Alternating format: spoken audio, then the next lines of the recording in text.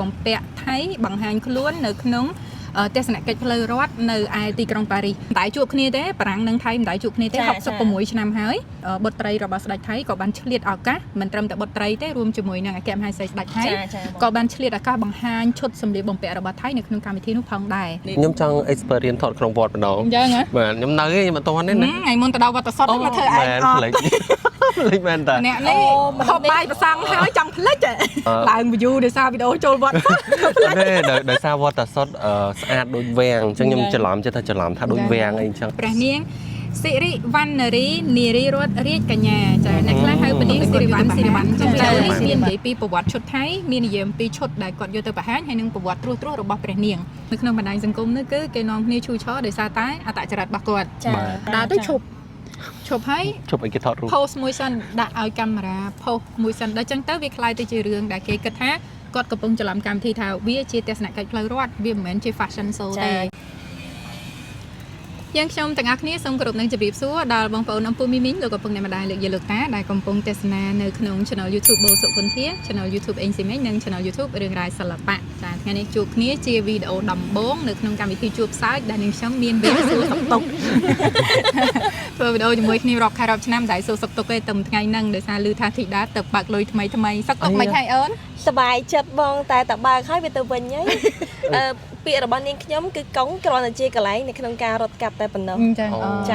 ប៉ុន្តែដូចជាមានករណីថាថ្ងៃនេះបើកលុយត្រូវប៉ាវពួកយើងញ៉ាំអីឬមកលៀងអញ្ចឹងណាបងប្អូនចង់ប៉ាវដែរតែមានករណីនៅជុំវិញយើងនេះម្ចាស់ហាងនៅមិនទាន់បើកនៅឡើយទេអញ្ចឹងមិនដឹងប៉ាវអត់អីចាំយើងដឹកគាត់ទៅកន្លែងដែលគេបើកហើយចុះស៊ីមេងវិញសុខទុក្ខមិនហើយរៀងកាំងរៀងច្រើនតិចដោយសារតែកំពុងតែត្រៀមរៀបចំកម្មវិធីមួយនៅខែ7នេះដែរបាទប៉ុន្តែមួយរយៈនេះឃើញថាមានភាពសង្ហាប្លែកហើយអ្នកភូមិគេចាប់ផ្ដើមបញ្ចេញព័ត៌មានមកថាស៊ីមេងមានស្នេហាច្រើនកោះកកក្រឹកកក្រែងជាហេតុផលដែលធ្វើឲ្យអូនហ្នឹងគឺទៅជាធ្វើខ្លួនចម្លែកអត់មានទេបងអើយថ្ងៃនេះទីម៉ូតសក់ប្លែកបងម៉ូតសក់ប្លែកការរៀបចំខ្លួនប្លែកយ៉ាងនេះគេថាឲ្យហ៊ិនណាអ្នកមានស្នេហាចេះឯងដំណាក់កាលដំបូងបងដែរឃើញម៉ូតសក់ជំទាវទេកំពុងដើរទៅដល់ផ្លូវគេបោកទេចាំងត្រៀមខ្លួនណាត្រៀមខ្លួននេះត្រៀមខ្លួនឲ្យគេបោកត្រៀមខ្លួនហ្មងមានន័យថាយើងទៅតែងើបមកយើងធ្វើខ្លួនឯងឲ្យស្អាតឲ្យគេបោកបន្តទៀតមនុស្សមានពីជំរឿនយើងស្ម័គ្រឲ្យគេបោកហើយនឹងយើងព្រមទៅឲ្យគេបោកអញ្ចឹងចឹងលើបងប្អូនទាំងអស់គ្នាកម្មវិធីជួបសាយទីទៀតជួបទឹកភ្នែកហើយវីដេអូក្រោយឃើញស៊ីមេងមកមុខរៀងស្អុយច្បាស់ណាពុកម៉ែបងដល់ហើយដឹងដល់តែគេបោកចាំបងប្អូនទាំងអស់គ្នាការដែលពួកយើងជួបគ្នានៅថ្ងៃនេះមានរឿងរ៉ាវមួយលើកឡើងពាក់ព័ន្ធទៅនឹងសម្លៀកបំពាក់ថៃបង្ហាញខ្លួននៅក្នុងទេសនកិច្ចផ្លូវរដ្ឋនៅឯទីក្រុងប៉ារីសប្រហែលជាបងប្អូនទាំងអស់គ្នាបានឃើញហើយព័ត៌មានចុះផ្សាយកក្រឹកកក្រែងតែម្ដងអំពីដំណើរទស្សនកិច្ចរយៈពេលថាមិនតែជួបគ្នាទេបារាំងនិងថៃមិនតែជួបគ្នាទេ66ឆ្នាំហើយនេះគឺជាជំនួបប្រវត្តិសាស្ត្រនៅក្នុងប្រទេសថៃហើយបុត្រីរបស់ស្ដេចថៃក៏បានឆ្លៀតឱកាសមិនត្រឹមតែបុត្រីទេរួមជាមួយនឹងអគ្គមហេសីស្ដេចថៃក៏បានឆ្លៀតឱកាសបង្ហាញឈុតសម្លៀកបំពាក់របស់ថៃនៅក្នុងកម្មវិធីនោះផងដែរអញ្ចឹងការដែលយើងធ្វើវីដេអូនេះឡើងមិនមែនជាការផ្ដន់ទាការស្អប់ឬក៏ចង់ឲ្យបងប្អូនអរគ្នាមកចូលរួមស្អប់ជាមួយពួកយើងទេយើងគ្រាន់តែចង់ផ្ដល់ព័ត៌មានន័យថាគេទៅដល់ណាហើយយើងនៅត្រឹមណាហើយយើងជួយមើលគ្នាថាតើយើងអាចធ្វើអីបន្តទៀតដែលជាជំហានវិជ្ជមានសម្រាប់ពួកយើងទាំងអស់គ្នាចា៎អញ្ចឹងអីដែលពួកយើងមាននៅថ្ងៃនេះជម្រាបជូនបងប្អូនទាំងអស់គ្នាថាវាមិនមែនជាឯកសារស្រាវជ្រាវបែបឥតខ្ចោះឬក៏ជាប្រភេទឯកសារដែលគេហៅថាត្រឹមត្រូវមិនមានភាពល្អៀងទេក្រែងលោបងប្អូនទាំងអស់គ្នាមានឯកសារដែលខុសពីពួកយើងចាំជួយ comment មកចា៎ផ្ដល់អ្វីដែលបងប្អូនទាំងអស់គ្នាមានប្រាប់ពួកយើងវិញផងហើយអធ្យាស្រ័យមួយទៀតដោយសារពួកយើងទាំងអស់គ្នានេះក្រុមនេះគឺក្រុមជួបសើចចាបើសិនជាក្នុងវីដេអូឃើញរៀងកាច់កកាច់ស្រង់អីបន្តិចតួអធ្យាស្រ័យពីបងប្អូនទាំងអស់គ្នាផងឃើញមានបងប្អូនយើង comment ថាម៉េច be professional ហ្នឹងហើយអូអត់ professional ទេចាកម្មវិធីនេះអត់មាន professional ទេ professional នៅតែប៉ុន្តែចង់ចេញថាក្នុងន័យដែលគាត់និយាយនេះចង់ឲ្យគាត់ចង់ស្ដាប់ព័ត៌មានយើងដែលមើលទៅឲ្យវា professional រៀងសាច់ការបន្តិចប៉ុន្តែចង់យើងមកតែសាច់គោហ្នឹងហើយចង់ជម្រាបទៅបងប្អូនដែរថា ធ្លាប់តែកន្លែងការងារជាធម្មតាពួកយើងគឺ professional ពេលហើយចង់យកកន្លែងនេះឬក៏ platform របស់ពួកយើងមួយនេះដើម្បីបែបធម្មជាតិហើយបែបលាយឡំជាមួយភាពសប្បាយរីករាយដែរនិយាយរួមទៅមើលទៅ studio ដឹងហើយចាបងប្អូនអរគ្នានេះគឺជា studio អាណាធិបតេយ្យតែអាម៉េចមកសើចសំបីតែម្ចាស់ហាងក៏គេមិនដឹងមកយើងថតអូត្រូវហើយម្ចាស់ហាងនេះអត់ដឹងថាពួកយើងយកហាងគាត់ថតទៀតចាំតែគាត់មកចាំប្រាប់គាត់ចាអញ្ចឹង studio អាណាធិបតេយ្យរបស់យើងហ្នឹងគឺចល័តត្រាច់ពីកន្លែងមួយទៅកន្លែងមួយថ្ងៃណាទៅដល់ក្នុងវត្តកន្លែងថ្ងៃណាទៅដល់ក្នុងហាងគេអញ្ចឹងទៅថ្ងៃណាមួយទៅធ្លាក់ទៅគៀនស្ទើរថ្ងៃមុនឃើញឡើងខុនដូរៀងថ្ងៃដែរថ្ងៃមុនឡើងខុនដូហ្នឹងហ៎បារមីបងណាក់ទេចាដោយពួកយើងសូវចេះណាគេឲ្យឡើងទៅស្គាល់ប្រធានមកកធានគាត់នៅនឹងតើហើយបងក៏ថាអីទេចូលថតចាស់បានទៅហៃសូខុនដូផ្លែតអញ្ចឹងទៅចាតែប៉ុតខ្ញុំចង់ experience ថតក្នុងវត្តម្ដងអញ្ចឹងហ៎បាទខ្ញុំនៅខ្ញុំអត់ទាន់ទេណាថ្ងៃមុនទៅដល់វត្តសុតមកធ្វើឯងអត់លេចមែនតើអ្នកនេះហូបបាយប្រសំហើយចង់ភ្លេចកើតទេចាំមើលទៅប្រាប់ម៉ែអូនិយាយចឹងលើក្រោយដល់ដាច់បាយហើយមិនគួរអត់ទេដោយសារឡើង view ដោយសារវីដេអូចូលវត្តអត់ទេដោយសារវត្តសុតស្អាតដូចវាំងអញ្ចឹងខ្ញុំច្រឡំចិត្តថាច្រឡំថាដូចវាំងអីអញ្ចឹងតែខ្លួនឯងឆ្លងភពហ្នឹងហើយតែទីនេះជាឋានសួគ៌ឬមកព័ត៌មានយើងវិញបងប្អូនយើងក៏ចាំស្ដាប់យូរហើយ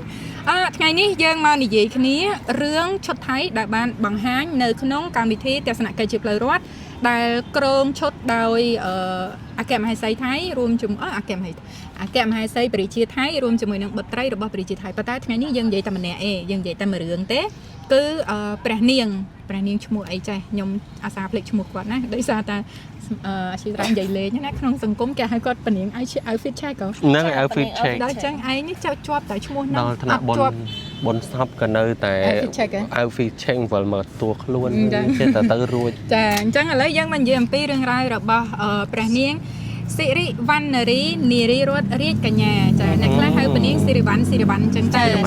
ចឹងពួកយើងសុំហៅតែ3ម៉ាត់ទេគឺព្រះនាងសិរិវណ្ណចាសិរិវណ្ណវរៈនារីរតកញ្ញាអូឈ្មោះវែងណាស់ចាអញ្ចឹងសូមសង្ខេបហៅថាព្រះនាងសិរិវណ្ណបើនិយាយពីប្រវត្តិសង្ខេបមុននឹងឈានចូលដល់ឈុតដែលគាត់យកទៅបង្ហាញក្នុងវីដេអូនេះមាននិយាយពីប្រវត្តិឈុតថៃមាននិយាយអំពីឈុតដែលគាត់យកទៅបង្ហាញហើយនឹងប្រវត្តិត្រួសរបស់ព្រះនាងចឹងព្រះនាងអត់មានរឿងរសើបនៅលើបណ្ដាញសង្គមទេឥឡូវយើងជួយសង្ខេបវីដេអូហ្នឹងឲ្យខ្លីសាមេឃភ្លៀងរឿងរសើបនៅក្នុងបណ្ដាញសង្គមនេះគឺគេនាំគ្នាឈូឆរដោយសារតែអត្តចរិតរបស់គាត់មានសភាពដូចជាការច្រឡំកម្មវិធីពីព្រោះនៅក្នុងវីដេអូដែលយើងឃើញគឺកប៉ិតនៅក្នុងវិមានអេលីសេនេះការជួបលើកនេះ66ឆ្នាំទៅតែបានជួបគ្នារវាងបារាំងនិងសៀមបារាំងនិងថៃនេះជាជំនួបការទូតប្រវត្តិសាស្ត្រហើយគេហៅថាជំនួបការទូតលំដាប់កំពូលអញ្ចឹងមានតែខ្សែរាជវង្សទេដែលត្រូវបានចូលរួមនៅក្នុងកម្មវិធីនៅក្នុងវិមានអេលីសេដែលមានប្រធានាធិបតីបារាំងជាអ្នកបើកទ្វារយាងស្ដេចថៃចូលអញ្ចឹងនៅក្នុងដំណើរហ្នឹងគេក្រាលកម្រាលព្រំក្រហមគេចាប់ដើមពិធីការបែបបារាំងអីចឹងណាហើយដល់ពេលទៅពនាងគឺជាអ្នកបកកាយខាងឆ្នៃម៉ូដហើយដើរទៅដូចជាអ្នកឆ្នៃម៉ូដផងត្រូវអ្នកឆ្នៃម៉ូដដើរទៅឈប់ហើយឈប់ឲ្យគេថតរូប post មួយសិនដាក់ឲ្យកាមេរ៉ា post មួយសិនដល់ចឹងទៅវាคล้ายទៅជារឿងដែលគេគិតថាគាត់កំពុងច្រឡំកម្មវិធីថាវាជាទស្សនកិច្ចផ្លូវរដ្ឋវាមិនមែនជា fashion show ទេអូអញ្ចឹងបានន័យថារឿងដែលកើតឡើងហ្នឹងវាមើលទៅដូចជាច្រឡំរូបភាពច្រឡំកាមេរ៉ាព្រំទេតែគេបងក្រហមដូចគ្នាដល់ពេលអញ្ចឹងទៅមានករណី outfit check ចាប៉ុន្តែខ្ញុំមើលឃើញវីដេអូមួយទៀតក្រៅពី outfit ហ្នឹងនៅពេលដែលចុះហាត់លេខាមានន័យថាគាត់ទៅទាញទូរស័ព្ទយកមកថតលើឯកសារដែលសញ្ញានឹងទុកជាផុសតាងមានន័យថាបើសិនជា be professional នៅក្នុងនាមជាខ្សែរាជវង្សឬក៏យើងចូលទៅក្នុងកម្មវិធីណាបែបផ្លូវការមិនគួរណាលើកទូរស័ព្ទខ្លួនឯងយកមកថតអញ្ចឹងទេចឹងបងមានបានគេវីដេអូហ្នឹងអត់ខ្ញុំឃើញតែខ្ញុំមានអារម្មណ៍ថាចេះយើងប្រាប់គេ be professional មិនបើយើងឥឡូវកំពុងអត់ professional studio អាណាធិបតេយ្យពេញភូមិហើយមកប្រាប់គេ be professional អីអត់ទេដល់ពេលហ្នឹងចេញសំទោសអត់ទេនិយាយលេងបងប្អូនទាំងអស់គ្នាក៏ប៉ុន្តែមានមតិរិះគន់គាត់ច្រើនមែនតើហើយខ្ញុំជឿថាបងប្អូនទាំងអស់គ្នាក៏បានឃើញពេញបណ្ដាញសង្គមដែរអញ្ចឹងឥឡូវយើងមកនិយាយពីប្រវត្តិខ្លះៗរបស់គាត់បន្តិចថាតើព្រះនាងមានប្រវត្តិបែបណាមែនតើទៅយើងដកអាទឹកមុខគាត់ចេញណាប្រវត្តិសិក្សាប្រវត្តិសិក្សាពីខាងក្រោយខ្នងរបស់គាត់ហ្នឹងក៏ច្រើនដែរអញ្ចឹងឥឡូវយើងមើលលើអ៊ីនធឺណិតវិញតើអ៊ីនធឺណិតគេកត់ត្រាប្រវត្តិរបស់ព្រះនាងដូចម្ដេច ព្រះនាងគឺជាបុត្រីតែម្នាក់គត់របស់ព្រះរាជាថៃមហាវជ្រាលង្កនជាមួយនឹងអតីតព្រះមហេសីសុចារិនីជម្រាបជូនបងប្អូនថាព្រះរាជាថៃមានមហេសីច្រើនណាស់ ចា ចឹងនេះគឺជាមហេសីទី2ព្រះមាតារបស់ព្រះនាងសិរីវ័នគឺជាអតីតមហេសីទី2របស់ព្រះជាមហាវជ្រាលង្កនហើយទ្រង់ទាំងពីររៀបការជាមួយគ្នារយៈពេល2ឆ្នាំមុនពេលដែលព្រះអង្គលែងលះហើយចោទប្រកាន់ព្រះនាងថាចោទមហេសីទី2ថាផិតដល់ចឹងទៅក៏មានករណីបដិញ្ញចេញពីវាំងអីចឹងណារួចហើយក្រុមគ្រួសារមានន័យថាម្ដាយ ចាម្ដាយយក មេដារបស់ពនាងសិរីវ័ននេះគឺភៀសប្រកាយទៅអង់គ្លេសជាមួយនឹងបុត្រា4អង្គរួមទាំងពនាងផងដែរក្រោយមកព្រះជាបានបញ្ជាឲ្យវិលត្រឡប់ចូលប្រទេសវិញប៉ុន្តែព្រះមេដានិងព្រះរាមបានផ្លាស់ទៅរស់នៅសហរដ្ឋអាមេរិកចឹងមានន័យថាក្នុង4នាក់ហ្នឹងមានតែពនាងសិរីវ័នទេដែលមិននៅវាំងថៃវិញហើយបងប្រុសទាំងអស់រួមជាមួយនឹងមេដាហ្នឹងគឺភៀសប្រកាយទៅដល់អាមេរិកបាត់ហើយចឹងបើនិយាយពីការសិក្សាភាពធំដឹងក្តីមកចំណេះដឹងស្នាដៃមានច្រើនចាអញ្ចឹងបានថាដកទឹកមុខគាត់ចេញយើងមកស្ដាប់ពីចំណេះដឹងដែលគាត់មានពនាងមានម៉ូដសម្លៀកបំពាក់ផ្ទាល់ខ្លួនមានន័យថាជាអ្នកច្នៃម៉ូដរហូតដល់ថ្នាក់ដាក់ឈ្មោះម៉ូដសម្លៀកបំពាក់ផ្ទាល់ខ្លួនថាសិរិវ័នណាវ៉ារីចាឈ្មោះខ្លួនឯងនឹងយកទៅដាក់ឈ្មោះម៉ូដតែម្ដងចាហើយនៅឆ្នាំ2007អ្នករចនាម៉ូដដ៏ល្បីបានអញ្ជើញពនាងឲ្យចូលរួមការងារស្នាដៃដំបូងនៅក្នុងកម្មវិធី Paris Fashion Show Paris Fashion Week ចាអញ្ចឹងហើយប្រហែលជាគាត់ច្រឡំដោយសារគាត់ចូលតែ Fashion Show ចាប្រហែលជាកន្លងមកពនាងធ្លាប់ទៅចូលរួម Fashion Show ហើយកន្លងមកធ្លាប់ចូលរួមទាំង Paris Fashion Show ទៀត Paris Fashion Week ហាក់បីទៅធំដែរចាធំលំដាប់អន្តរជាតិអញ្ចឹងបានពីដើមមកនាងខ្ញុំបានជម្រាបជូនថាយើងលើកលែងទឹកមុខគាត់ចេញយើងដកភាពចំអកគាត់ចេញយើងរកឃើញចំណុចមួយចំនួនរបស់គាត់ដែរចារឿងខ្លាំងរឿងខ្សោយបងប្អូនចាំជួយគិតខ្លួនឯងតែប៉ុណ្ណឹងខ្លាំងហើយនៅចឹងណាចឹងចាប់តាំងពីពេលដែលបានចូលរួមនៅក្នុង Paris Fashion Week ពីពេលនោះមកការរចនាម៉ូដរបស់ព្រះនាងត្រូវបានគេទទួលស្គាល់ជាអន្តរជាតិហើយម៉ូដទូទៅផ្ដោតទៅលើឈុតរាត្រីសម្អល់សព្រះនាងក៏ជាអ្នកតែងកំណាព្យផងដែរប៉ុន្តែសូមមិននិយាយអីវែងឆ្ងាយទេគ្រាន់នឹងថាកំណាព្យគាត់ហ្នឹងគឺគាត់ទៅសេដាក់នៅក្នុងពេលគេដើរម៉ូដសម្លៀកបំពាក់គាត់ចាហើយមិនត្រឹមតែប៉ុណ្្នឹងទេជាអ្នកជិះសេះចំណានចេះតាំងប៉ណ្ណាំងសេះចេះទាំងជិះសេះចេះតាំងពីអាយុ9ឆ្នាំហើយមានជំនាញក្នុងការបង្ហាត់បង្វឹកហើយចេះលោតពីលើសេះអាហ្នឹងដូចជាប្រភេទកីឡាចាជាប្រភេទកីឡាហើយប៉ាកែមែនតើមិនត្រឹមតែប៉ុណ្្នឹងទេបានធ្លាប់ទៅវឹកហាត់នៅប្រទេសបារាំងទៀតផងហើយធ្លាប់តំណាងប្រទេសថៃក្នុងការប្រកួតចូលរួមជាសមាជិកនៃក្រុមប៉ណ្ណាំងសេះថៃក្នុងព្រឹត្តិការណ៍កីឡាអាស៊ីអាគ្នេយ៍ឆ្នាំ2013មិនធម្មតាទេណាចាអញ្ចឹងបានថាជាអ្នកច្នៃម៉ូដផងចេះតែងកំណាព្យផងមើលទៅក្នុងវិស័យកីឡាក៏ជាគេហៅថាកីឡាការិនីប្រចាំជាតិចាបើយើងគិតទៅនៅក្នុងវិស័យកីឡាហៅថាកីឡាការិនីប្រចាំជាតិទេនេះហើយក៏ជាសមាជិកក្រុមកីឡាវាយសីជាតិអាចនិយាយបានថាជាអ្នកលេងកីឡាវាយសីដែលរោមេដៃឲ្យមេដៃមាសក្នុងព្រឹត្តិការណ៍កីឡាអាស៊ីអាគ្នេយ៍យ៉ាងហៅ SEA Games 2005នៅប្រទេសហ្វីលីពីនហើយក្រុមប្រកួតកីឡាវាយសីដែលបង្ហាញខ្លួនក្នុងឆ្នាំ2016បានដាក់ឈ្មោះក្រុមរបស់ខ្លួនយោងទៅតាមឈ្មោះរបស់ពនាង Princess Sirivan Navary Thailand Master នេះឈ្មោះក្រុមអញ្ចឹងមានន័យថាបរិបទស្នាដៃគឺបកែប៉ុន្តែសំណួរគេសួរថាអញ្ចេះមនុស្សបកែច្រើនយ៉ាងហេតុអីបានជាកិរិយានៅក្នុងសង្គមគាត់ធ្វើមករៀងប្លែកៗអាហ្នឹងឆ្លើយអត់បានពីព្រោះមិនបាននៅជាមួយតែរឿងដែលដឹងហ្នឹងគឺនៅស្រុកថៃគេមានច្បាប់តាំងណាស់ចាដោយពួកយើងនេះធ្វើវីដេអូនេះបើសិនជាឧទាហរណ៍ថានៅស្រុកថៃវិញអូគ្មានបានចាំពលឺថ្ងៃទេដោយសារនៅនោះព្រះរាជាមិនអាចនិយាយបានមានន័យថាมันអាចបញ្ចេញមតិបានចង់ធ្វើមិនក៏បានដែរនឹងរាជវង្សស្ដេចហើយច្បាប់គេមានការបែងចែកមកអញ្ចឹងហើយមួយទៀតកុំថាដល់ថ្នាក់ព្រះរាជាសំបីតែសម្បត្តិទាំងអស់របស់ព្រះរាជាសម្ពាធថាសម្បត្តិនេះរាប់តាំងពីឆ្កែឆ្មាសត្វចិញ្ចឹមឡើងទៅក៏មិនអាចរិះគន់បានដែរអញ្ចឹងបានន័យថានេះសុំសួរជាចំណេះដឹងណាបងគីឡូបងបានដឹងទៅចែកម្លែកពួកខ្ញុំបានន័យថាបើសិនណាជាករណីដែលខ្សែស្រឡាយព្រះរាជានៅបានន័យថាខ្សែរាជវង្សនៅឯប្រទេសថៃសំបីតែការរិះគន់មួយម៉ាត់ក៏យើងក្នុងនាមជាប្រជាពលរដ្ឋមិនអាចធ្វើបានដែរទេនៅក្នុងប្រទេសថៃគេ concern រឿងសិទ្ធិមនុស្សដោយសារមាត្រាហ្នឹងវាតឹងខ្លាំងពេកហើយក៏មានអ្នកជាប់ទោសច្រើនដែរអានេះមិនមែនខ្ញុំនិយាយទេបងប្អូនទៅមើលឯកសារស្ដីពីសិទ្ធិមនុស្សនៅក្នុងប្រទេសថៃដែលគេលើកឡើងថាមានអ្នកទោសច្រើនជាង 5000 នាក់ត្រូវបានចាប់ដាក់ក្នុងពន្ធនាគារដោយសារតែរិះគន់ព្រះមហាក្សត្រហើយពាក្យថារិះគន់ព្រះមហាក្សត្រនេះមិនមែនរិះគន់ចំទៅលើតែការដឹកនាំអីទេសូម្បីតែសម្បត្តិរបស់ព្រះរាជារាប់តាំងពីឆ្កែឆ្មាសត្វចិញ្ចឹមឡើងទៅក៏រិះគន់បានដែរ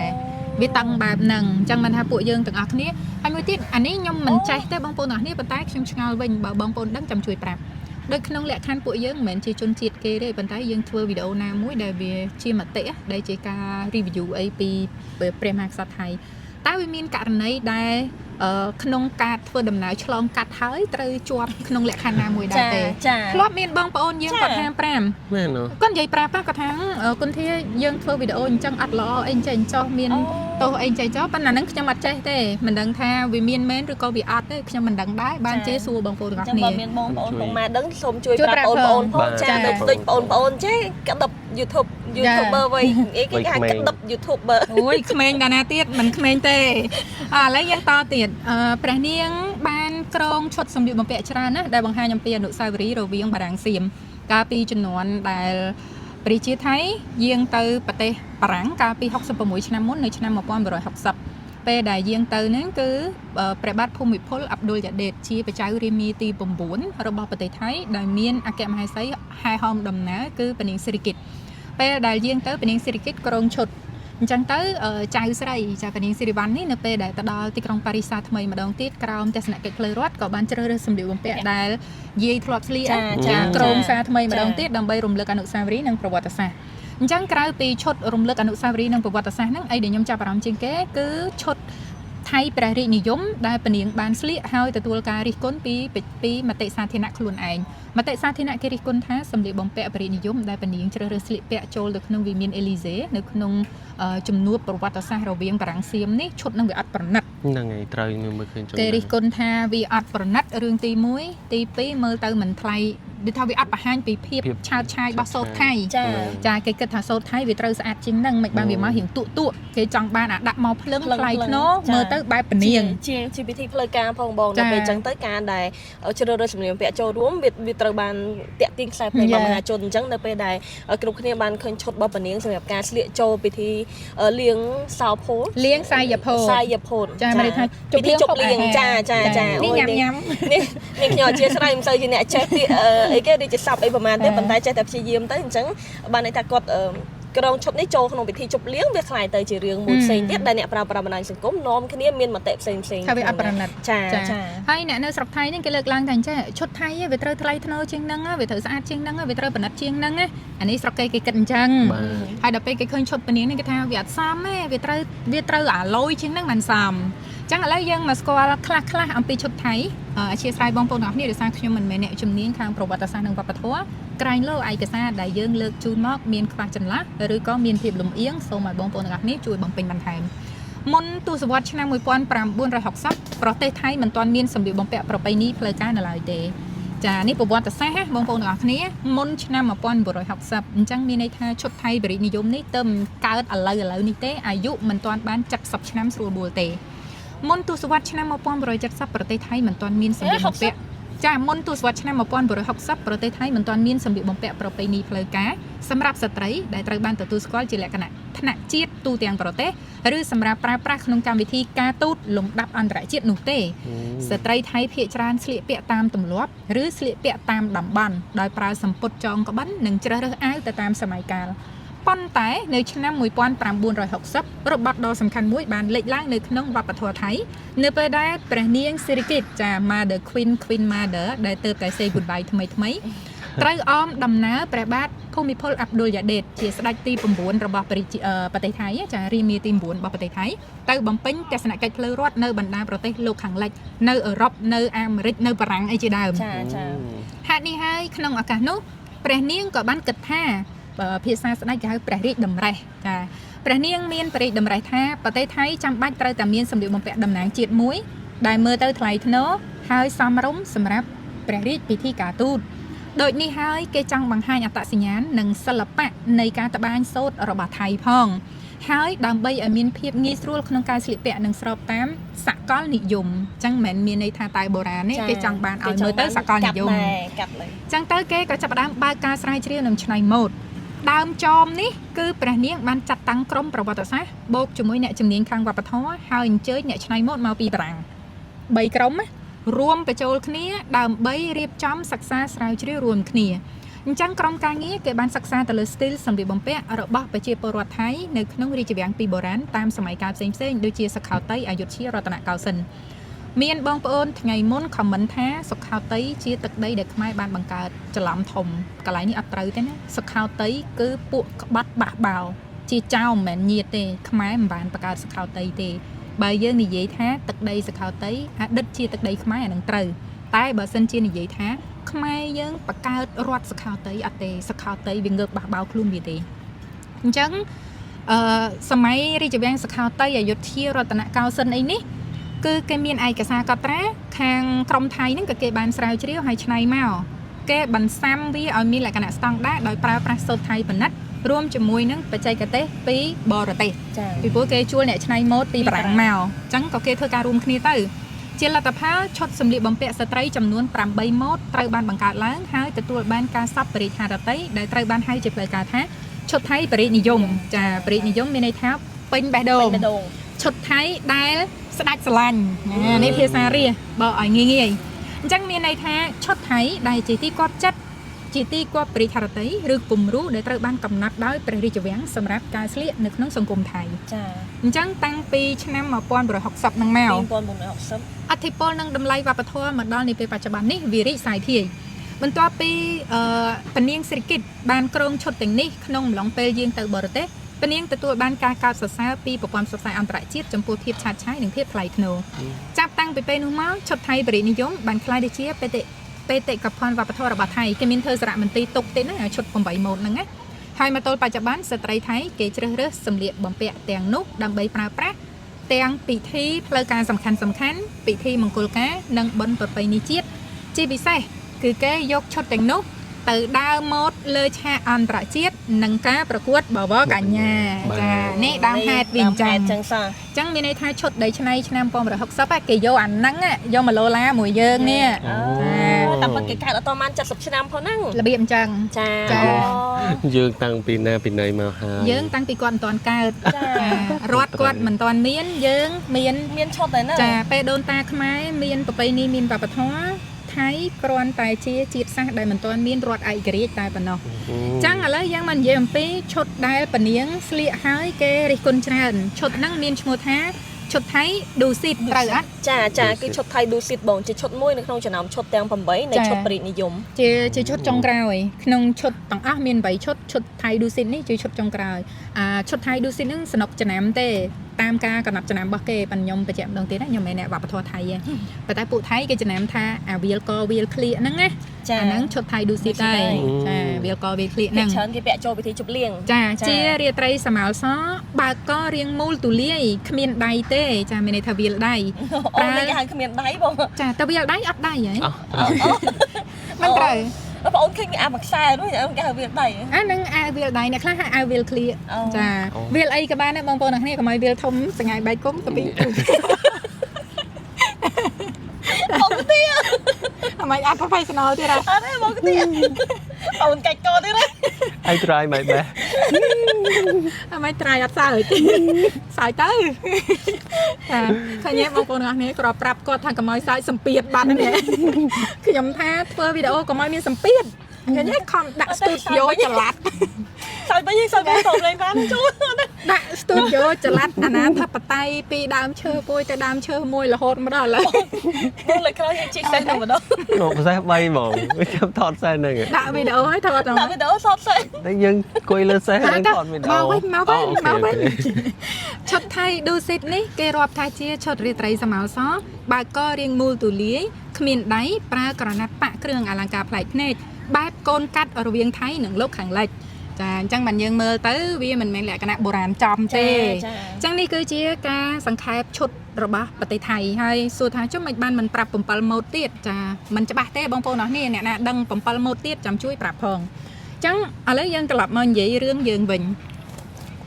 សំណួរគេសួរថាបើវាទៅតែកើតនៅក្នុងឆ្នាំ1960អញ្ចឹងចាប្រវត្តិវាអត់ទាន់បាន100ឆ្នាំហើយខាងថៃនោះគេស្រួលស្រាងឯកសារចាទៅសេកត់ត្រាអីគ្រប់យ៉ាងហ្នឹងគេថាគេយកទៅបញ្ចូល UNESCO មានបងប្អូនយើងសួរថាអាយុមិនគ្រប់100ឆ្នាំយកចូល UNESCO បានអត់អធិស្ឋានបងប្អូនអរគ្នាណាក្រៃលោឯកសារដែលខ្ញុំស្រាវជ្រាវវាមានលក្ខណៈខ្លះចន្លោះបើបងប្អូនដឹងពេញបន្ថែមUNESCO គោលការណ៍របស់គេនិយាយអំពីចីរភាពនៃវប្បធម៌ពាក្យថាចីរភាពមានន័យថា តើមានការបង្រៀនឬផ្ទេរចំណេះដឹងហ្នឹងពីចំនួនមួយទៅចំនួនមួយដែរទេនេះរឿងទី1រឿងទី2នៅក្នុង UNESCO គេនិយាយអំពីថាតើអ្វីដែលយើងកំពុងតែចង់ថែរក្សាឬអភិរក្សវាជាអ្វីដែលគេកំពុងប្រើទូទៅពេញប្រទេសហើយនៅក្រែងលើទៅថាវាគ្រាន់តែជារបស់ក្រុមណាមួយឬក៏វាតិចតួចវាមិនមែនជាលក្ខណៈលំដាប់ពេញប្រទេសចាអញ្ចឹងបើរាប់លក្ខខណ្ឌរបស់ UNESCO មើលទៅខាងគេទី1គេប្រើពេញប្រទេសហើយអា60ឆ្នាំរបស់គេហ្នឹងណាគឺគេនាំគ្នាដំបូងឡើយឈុតហ្នឹងស្លៀកតែម្នាក់ឯងទេខ្មែរយើងធ្លាប់និយាយថាឈុតថៃបង្កើតម្នាក់ឯងស្លៀកម្នាក់ឯងត្រូវពីមុនថៃស្លៀកតែម្នាក់ឯងទេគឺមកវាំងមានតែពនាងសិរិកិត្តិទេដែលស្លៀកឈុតហ្នឹងពីព្រោះមកវាំងហ្នឹងមានតែពនាងសិរិកិត្តិទេដែលបានដង្ហែព្រះមហាក្សត្រចេញទៅទស្សនការទូតដល់ពេលមានការគ្រប់គ្រងខ្លាំងអញ្ចឹងទៅបានអ្នកក្រោយគាត់ហ្នឹងចេះស្លៀកតាមដល់ពេលវាំងឲ្យស្លៀកហើយបានចាប់ផ្ដើមឲ្យប្រជារាស្ត្រស្លៀកតាមទៅចេះតែមានទំនៀមមកអញ្ចឹងបើសួរថាវាកើតហូរហែមករាប់រយឆ្នាំវាមិនទេវាទៅថ្មីនេះទេប៉ុន្តែគ្រាន់តែថាសកម្មភាពវាទៅជាផុសផុលវាជ្រាបពេញសង្គមថៃរហូតដល់ថ្នាក់កូនថៃដែលកើតជំនាន់ក្រោយមកគាត់វែងហើយមកឆ្លោះគ្នាជាមួយយើងដោយគេគិតថាខ្មែរយើងចាប់ផ្ដើមលួចឈុតបរិនិយមរបស់ថៃយកមកប្រើទាំងធាតុពិតឈុតបរិនិយមរបស់ថៃនេះទៅតែកើតមិនទាន់បាន100ឆ្នាំទេចាអញ្ចឹងអានេះគេហៅថាវង្វេងប្រវត្តិសាស្ត្រវង្វេងមធ្យមងុំកាចអត់ទេបងនិយាយពីនឹងត្រូវចាវែងមធ្យមងុំកាចហើយ the way ផ្លូវដែលគាត់និយាយចេញមកវាមានដូចមានអំណាងច្បាស់ការជាងយើងជាម្ចាស់ដើមទៀតខ្ញុំសរសើរជនជាតិហ្នឹងគឺគាត់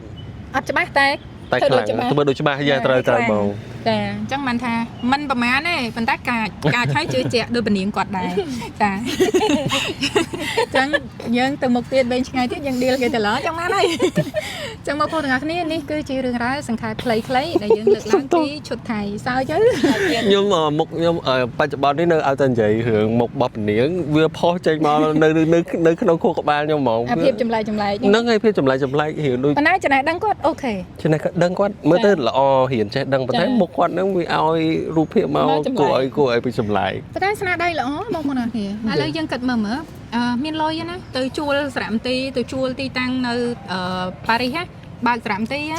ហើយយកឈុតថៃទៅបញ្ចូលហ្នឹងហើយបានឃើញនៅក្នុងសារមន្ទីរហ្នឹងមិនមែនមានឈុតថៃ8ម៉ូតទេណាមានជិត200ឈុតហើយគេមិនមែនតាំងតែឈុតថៃវិរិយនិយមទេគឺគេយកអីដែលគេគិតថាជាវប្បធម៌គេទោះបីជាអាទាំងអស់ហ្នឹងមិនមានអំណះអំណាងឯកសារប្រវត្តិសាស្ត្រអីត្រឹមត្រូវក៏ដោយប៉ុន្តែដាក់បញ្ចូលផ្ទះហើយយកទៅញាត់ក្នុងហ្នឹងហ្មងសង្ឃឹមថាទៅថ្ងៃមុខទៅយើងមានលទ្ធភាពនៅក្នុងការបញ្ជូនឈុតស្បៃរបស់យើងទៅដាក់នៅសារមន្ទីរនៅប្រទេសបារាំងឬក៏ជុំវិញពិភពលោកតាមប្រទេសណាដែលមានប្រជាជនខ្មែរយើងរស់នៅច្រើនដូចសហរដ្ឋអាមេរិកអីអញ្ចឹងណាបងអានេះគ្រាន់តែជាក្តីសង្ឃឹមមួយទេចាយើងអត់ដឹងថាតើនឹងអាចចេញទៅតាមផ្លូវណាទេប៉ុន្តែយើងសង្កេតការងារចាស់វិញកន្លងមកយើងឃើញក្រសួងវប្បធម៌បានសហការជាមួយនឹងសារមន្ទីរធំរបស់អន្តរជាតិដូចជាសារមន្ទីររបស់ប្រទេសបារាំងចា Metropolitan របស់ខាងសហរដ្ឋអាមេរិកចាហើយសារមន្ទីរដូចជាសារមន្ទីររបស់ទីក្រុង Washington អូខាងហ្នឹងបងអញ្ជើញទៅដល់ហ៎ខ្ញុំទៅដល់សារមន្ទីរហ្នឹងប៉ុន្តែអីដែលជាបញ្ហាហ្នឹងពេលខ្ញុំទៅដល់គេអត់ទាន់យករូបចម្លាក់ខ្មែរទៅតាំងទេដល់ពេលខ្ញុំមកដល់ស្រុកខ្មែរវិញបានគេចាប់ផ្ដើមបើកមានការតាំងពិព័រណ៍រូបចម្លាក់ខ្មែរនៅក្នុងសារមន្ទីរចាអញ្ចឹងនៅក្នុងសារមន្ទីរ Smithsonian របស់ទីក្រុង Washington គឺជាសារមន្ទីរធំមួយដែលកំពុងតែឥឡូវនេះគេកំពុង cooperate នឹងខ្មែរយើងណាដាក់តាំងបង្ហាញវប្បធម៌ខ្មែរអញ្ចឹងជំហានដំបូងគេយកចម្លាក់យកអីទៅអញ្ចឹងយើងសង្ឃឹមថាប្រហែលជាអាចប្រជែកក្រោយឬក៏ទំនាក់ទំនងក្រោយក្រែងលើមានដល់កម្រិតយកសម្លៀកបំពាក់ឬយកអីយកវប្បធម៌យករបាំយកអីទៅយើងនឹងកាន់តែមានសង្ឃឹមហើយទៀតការដែលយើងមានដៃគូជាមួយនឹងសារមន្ទីរជាតិធំវាផ្ដល់កិត្តិយសខ្លាំងជាងដែលយើងសុកទៅជួលអាគារបើកធ្វើសារមន្ទីរខ្លួនឯងចាអានោះជាការប៉ັດបងចាអញ្ចឹងយើងសង្ឃឹមថានឹងមានជំហានល្អប៉ុន្តែល្អប៉ុណ្ណាមិនដឹងដែរណាបងប្អូនទាំងអស់គ្នាចាពីព្រោះពួកយើងនេះបែកកប៉ុកនេះឆ្ងាយរឿងនឹងខ្លាំងណាស់អីដែលអាចដឹងគឺឯកសារដែលស្រាវជ្រាវបានហើយដូចយើងបានជម្រាបជូនពីខាងដើមអញ្ចឹងមិនដែលបានអះអាងថាខ្លួនឯងចេះដឹងអីទេមានតែឯកសារអានជូនហើយឯកសារហ្នឹងបើសិនជាអានមកខុសមានខ្វះចន្លោះបងប្អូនយើងក៏ជួយបំពេញបន្ថែមទៅចាអញ្ចឹងមានតែប៉ុណ្្នឹងទេហើយថ្ងៃនេះមិនសើចច្រើនទេក្រែលោកបងប្អូនយើងថាសើចច្រើនមែនទេមានខ្ញុំខំប្រ នឹងតុបចឹងអី តែកម្មវិធីនេះវាជួបសើចបើជួបមិនសើចគេវាខុសកម្មវិធី នេះពួកខ្ញុំអត់ទាន់មានlogo សម្រាប់ពួកខ្ញុំនៅយកមកកាន់ហ្នឹងខ្ញុំមើលតិច មានកម្រង មានកម្រងធ្វើ មិនបរាជ័យម៉ៃមេដាធម្មជាតិ អេអត់ទេឲ្យស៊ីមេងកាន់ណាតែពេលយើងបាន sticker ជួបសើចហ្នឹងឲ្យស៊ីមេងកាន់មិនឯង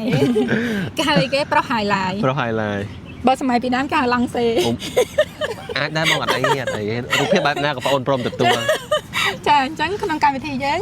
មានពិធីករ2នាក់គឺនាងខ្ញុំហើយនិងបងអូនធីតាហើយយើងមានប្រុសឡង់សេម្នាក់កាន់ផ្លាជួបសើច ជឿសើច ពេលយើងពួកយើងកំពុងនិយាយនោះមានអ្នកលួចថតនោះមិនមែនជា fan ទេតែលួចថតយើង ម្ចាស់ហាងមកហើយបាទម្ចាស់ហាងមកហើយ លាឲ្យមិនគេដាច់ អត់ជំរាបពុកម៉ែបងប្អូនចាស់ទៅមកអើយ ជូនពរលោកអ្នកមានសុខសុភមង្គលហើយអធិស្ឋានរកកំហុសឆ្គងខណៈនេះពួកយើងទាំង3នាក់សូមអរគុណនិងសូមជម្រាបលា